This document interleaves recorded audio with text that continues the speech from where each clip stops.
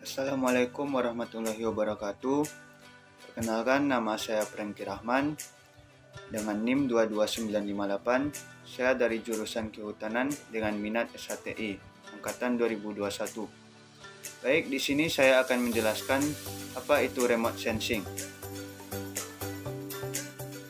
Nah, apa itu remote sensing? Remote sensing atau yang bisa disebut dengan penginderaan jarak jauh adalah pengukuran atau akuisisi data suatu objek atau fenomena oleh sebuah alat yang tidak secara fisik melakukan kontak dengan objek tersebut atau dilakukan dari jarak jauh.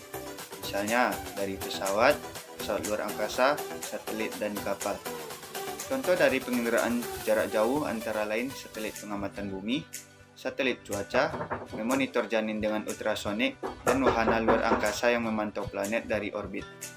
Pada masa modern, istilah penginderaan jauh mengacu kepada teknik yang melibatkan instrumen pada pesawat atau pesawat luar angkasa dan dibedakan dengan penginderaan lainnya seperti penginderaan medis atau fotogrametri. Walaupun semua hal yang berhubungan dengan astronomi sebenarnya adalah penerapan dari penginderaan jauh atau penginderaan jauh yang intensif. Istilah penginderaan jauh umumnya lebih kepada berhubungan dengan terestrial dan pengamatan cuaca. Dalam remote sensing ini terdiri dari beberapa komponen. Yang pertama ialah sumber tenaga.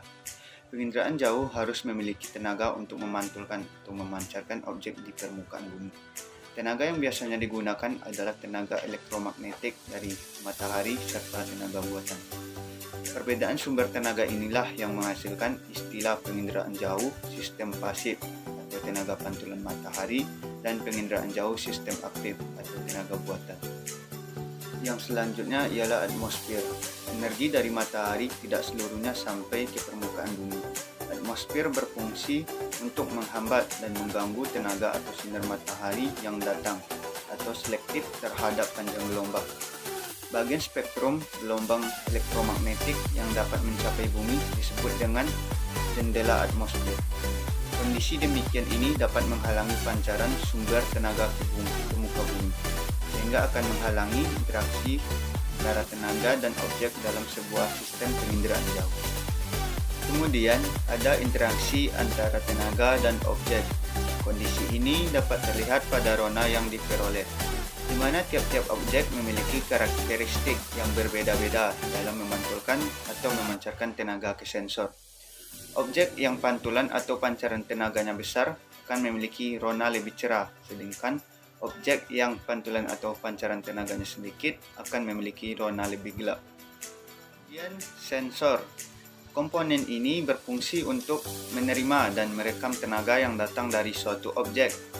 Kemampuan sensor dalam merekam objek terkecil disebut dengan istilah resolusi spasial. Atas dasar proses perekamannya, sensor dibedakan menjadi dua jenis, yaitu sensor fotografik dan sensor elektronik. Selanjutnya ada data input.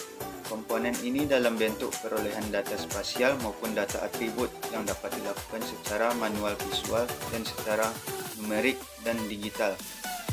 Contoh cara manual yaitu dengan melakukan interpretasi citra udara secara visual, sedangkan cara numerik atau digital yaitu dengan mengambil data digital melalui komputer. Nah, yang terakhir ada pengguna data atau yang disebut user. Tingkat keberhasilan sistem penginderaan jarak jauh ditentukan oleh pengguna data atau yang disebut dengan istilah user. Kemampuan pengguna data dalam menerapkan hasil indera jarak jauh menjadikannya sebagai komponen yang sangat penting untuk mendapatkan manfaat langsung dari sistem ini. Para user akan sangat membutuhkan sebuah data penginderaan jauh yang terperinci dan jelas. Nah, apa saja sih manfaat yang dapat diperoleh dari remote sensing ini? Antara lain ialah memperoleh gambaran peta digital seperti Google Maps, mengetahui jumlah satwa yang terancam punah, mengetahui tingkat kelembapan tanah, mendeteksi harta dan properti, memprediksi pendapatan dan keuntungan investasi, mencari lokasi dan korban kecelakaan, mendeteksi kebocoran minyak di laut, mengukur kecepatan angin, menciptakan mobil autopilot, memonitor polusi udara, dan masih banyak lagi. Mungkin cuman itu yang dapat saya presentasikan tentang remote sensing ini. Sekian dari saya. Assalamualaikum warahmatullahi wabarakatuh.